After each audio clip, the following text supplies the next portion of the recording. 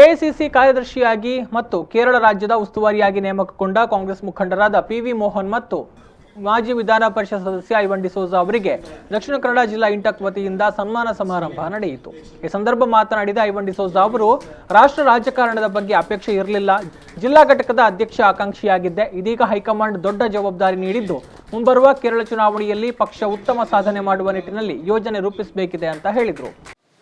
ಆದರೆ ಜಿಲ್ಲಾಧ್ಯಕ್ಷ ಕೇಳಿದಂತ ನನಗೆ ಎಸಿಸಿ ಪ್ರಧಾನ ಕಾರ್ಯದರ್ಶಿಗಳನ್ನು ಮತ್ತು ಅದರಲ್ಲೂ ನಮ್ಮ ಮೇಲೆ ಅತ್ಯಂತ ಹೆಚ್ಚು ವಿಶ್ವಾಸ ಮತ್ತು ನಮ್ಮ ಮೇಲೆ ಹೆಚ್ಚು ಜವಾಬ್ದಾರಿ ಕೊಟ್ಟು ಕೇರಳ ರಾಜ್ಯಕ್ಕೆ ನಮಗೆ ಉಸ್ತುವಾರಿಯಾಗಿ ಕೊಟ್ಟು, ಕೇರಳ ರಾಜ್ಯದಲ್ಲಿ ಮೇ ತಿಂಗಳಲ್ಲಿ ಚುನಾವಣೆ ನಡೆಯುತ್ತದೆ।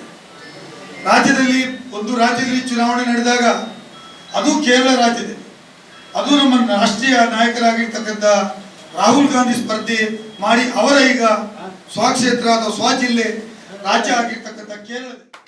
ಈ ವೇಳೆ ರಾಷ್ಟ್ರೀಯ ಇಂಟಕ್ ಕಾರ್ಯದರ್ಶಿ ರಾಕೇಶ್ ಮಲ್ಲಿ ಮಾತನಾಡಿ, ಸ್ಥಳೀಯ ಪಾಲಿಕೆ, ಜಿಲ್ಲಾ ಪಂಚಾಯತ್, ವಿಧಾನಸಭೆ ಚುನಾವಣೆಯಲ್ಲಿ ಇಂಟಕ್ ಸಂಘಟನೆಯ ಕಾರ್ಯಕರ್ತರಿಗೆ ಅವಕಾಶ ನೀಡುವ ಕೆಲಸಗಳಾಗಬೇಕು ಅಂತ ಹೇಳಿದರು।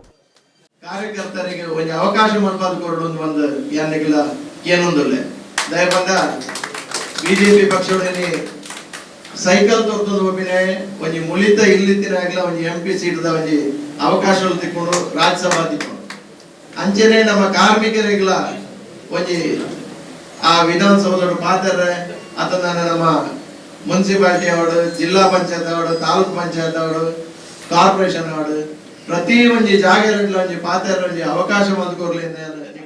ಇದೇ ವೇಳೆ ಯುವ ಇಂಟಕ್ ಪದಾಧಿಕಾರಿಗಳ ಪದಗ್ರಹಣ ನಡೆಯಿತು।